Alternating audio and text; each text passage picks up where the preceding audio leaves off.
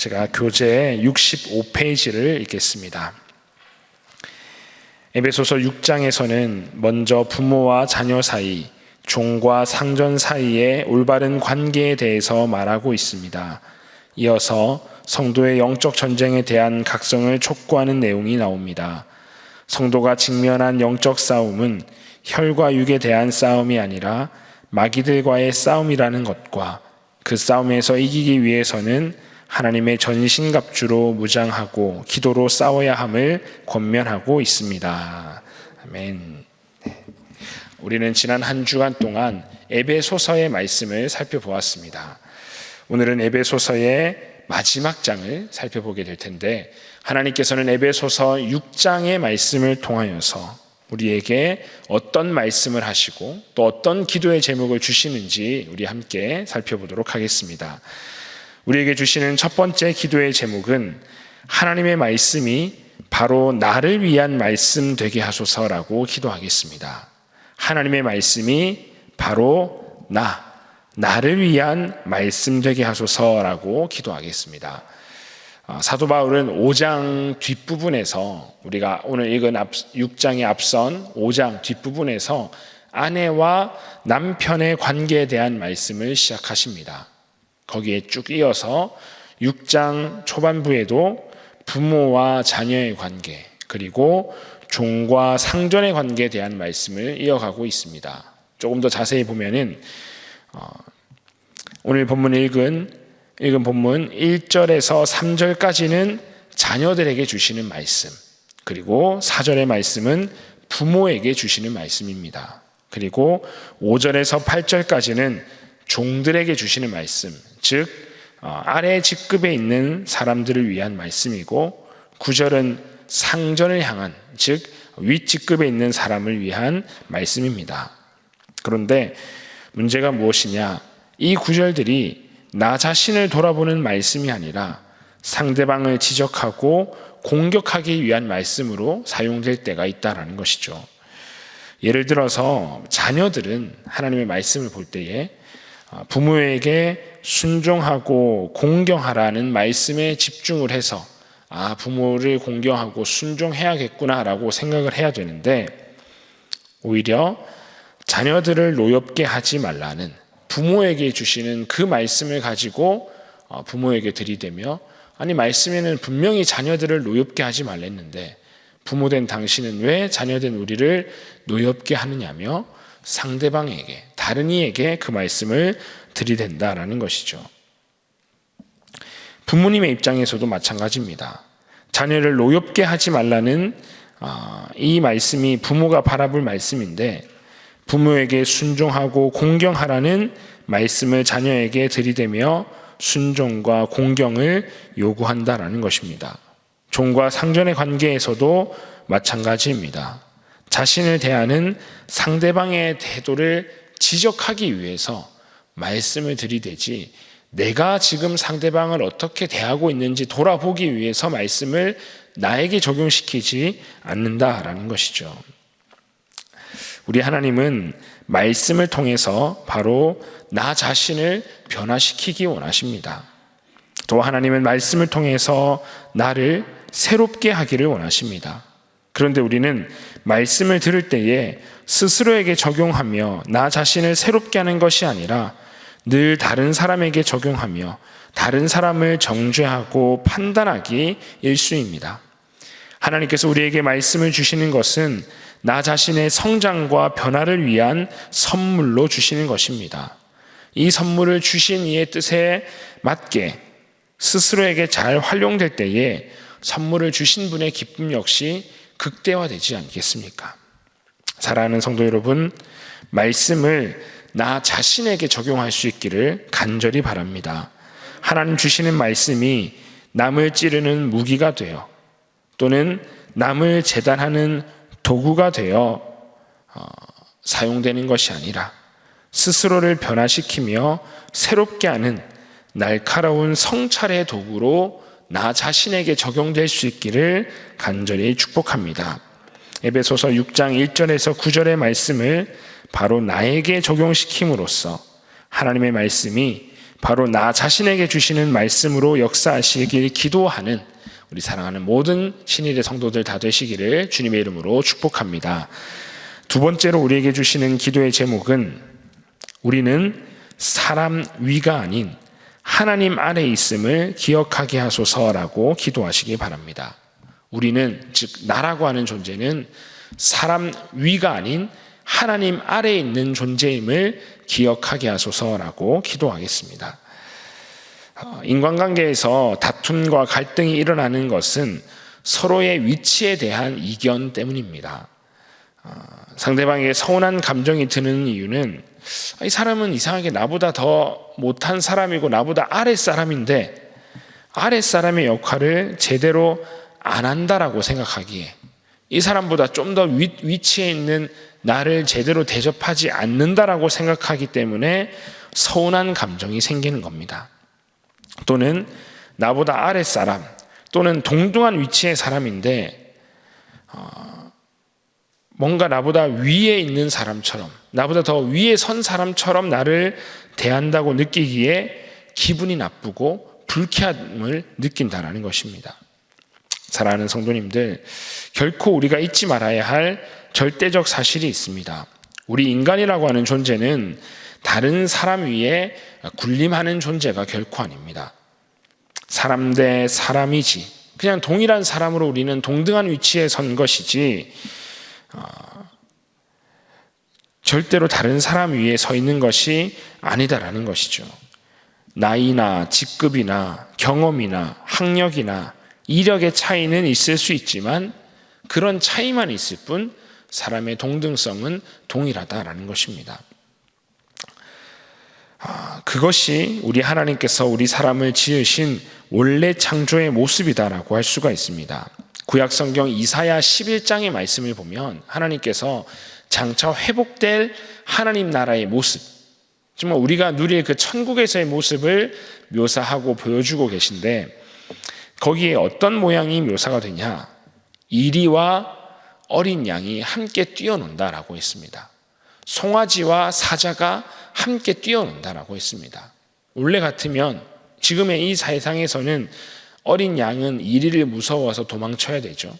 송아지는 감히 어린 사자와 함께 놀지 못하고 피해 다니는 것이 마땅한데 회복될 하나님 나라에서는 이리와 어린 양이 또 송아지와 사자가 함께 동등한 위치에서 교제하며 뛰어논다라고 이야기를 하십니다. 즉 하나님 창조하신 피조물이 다른 누군가의 두려움의 대상이 되거나 굴림의 대상이 되거나 갑을관계로 놓이지 않고 모두가 동등한 상태일 때가 우리 하나님께서 원하시는 즉 하나님 나라의 모습입니다. 우리는 모두 하나님 아래에 존재합니다. 우리는 하나님 아래에 있습니다. 이 사실을 기억한 채 사람을 대하면 겸손할 수밖에 없고 조심스러울 수밖에 없습니다.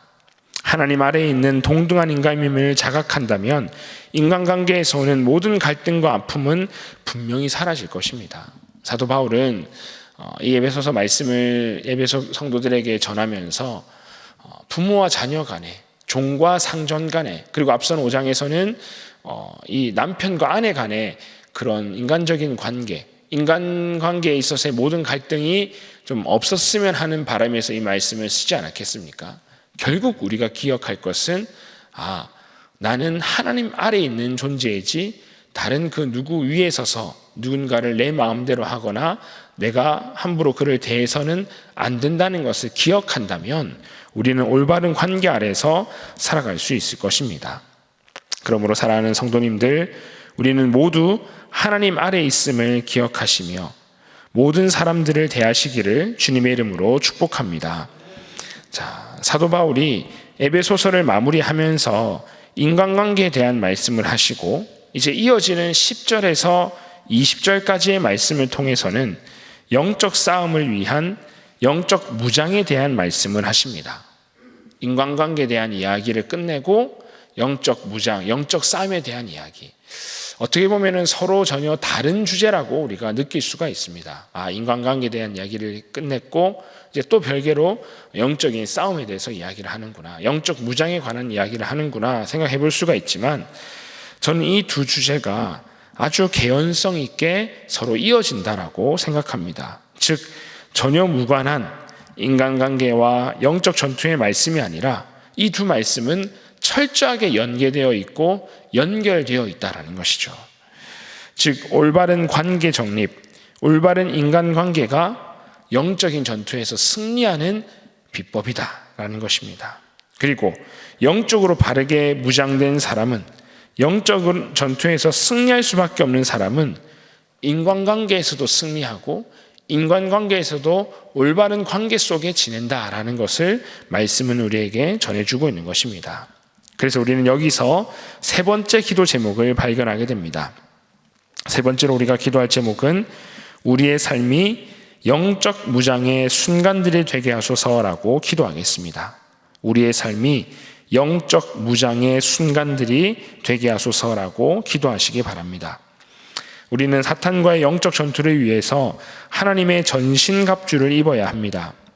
14절에서 17절까지의 말씀이 이 전신갑주에 대한 말씀을 묘사하고 있는데 우리 함께 읽어보실까요? 14절에서 17절까지 말씀입니다. 읽어보겠습니다. 시작.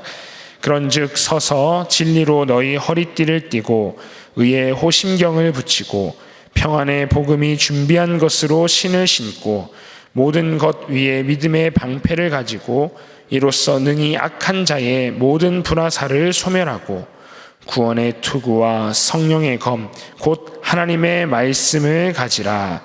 아멘. 자, 이 말씀에서 하나님의 전신갑주에 대한 묘사가 나오는데 이것들은 삶과 동떨어진 어떤 예비의 단계나 삶과 구별된 다른 활동을 말씀하시는 게 결코 아니다라는 것입니다. 우리가 진리의 허리띠를 띠기 위해서는 우리는 진리를 추구하며 진리 위에 굳건히 선 삶을 살아내야 합니다.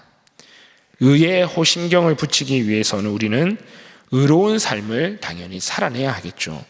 게다가 평안의 복음이 준비한 신을 신기 위해서는 복음을 전하는 그 삶이 우리에게 필요하고 믿음의 방패는 믿음으로 살아가는 우리의 삶이 이어질 때 그 위력을 발휘하게 됩니다. 또 하나님의 말씀인 성령의 검을 사용하기 위해서는 하나님의 말씀을 날마다 읽고 묵상하며 실천하는 삶이 이어져야 하겠다라는 것이죠. 즉 영적인 싸움에서 승리하기 위해서는 우리의 매일매일의 삶, 매 순간순간이 영적으로 무장하는 순간이어야 한다라는 것입니다. 하나님의 말씀을 실천하며 우리 삶의 모든 순간을 말씀에 대한 적용의 순간들로 살아낼 때 우리는 자연스럽게 영적으로 더욱 강하게 무장되며 영적으로 승리할 수 있다는 것입니다. 우리가 매일 마주하고 매일 만나는 아내와 남편과의 관계에서, 부모와 자녀와의 관계에서, 또 직장에서 대하는 직장 상사와 동료와 부하 직원과의 관계에서 우리가 말씀에 의지하여서 의롭게 진리에 의하여 복음을 전하며 살아가면, 믿음으로 이들을 대하고 살아가면 그것이 곧 전신갑주를 입는 행위와 같다라는 것입니다. 믿음의 이 전신갑주, 하나님의 전신갑주를 입는 행위는 우리의 삶과 동떨어진 다른 어떤 삶이나 행위가 아니라 우리의 삶 속에서 부단히 말씀에 의지하여 말씀대로 살아가기 위해서, 하나님께 붙들려 하나님 뜻대로 살아가기 위하여 몸부림치는 그 삶, 그 노력이야말로 하나님의 전신갑주로 무장하는 방법이다라는 것이지요. 사랑하는 성도님들, 실전이 곧 무장이며 무장이 곧 실전의 삶임을 기억하시기를 간절히 바랍니다. 우리의 삶의 모든 순간이 영적으로 무장하는 시간이기에 결코 우리는 한순간도 그냥 그렇게 흘려보내서는 안 됩니다.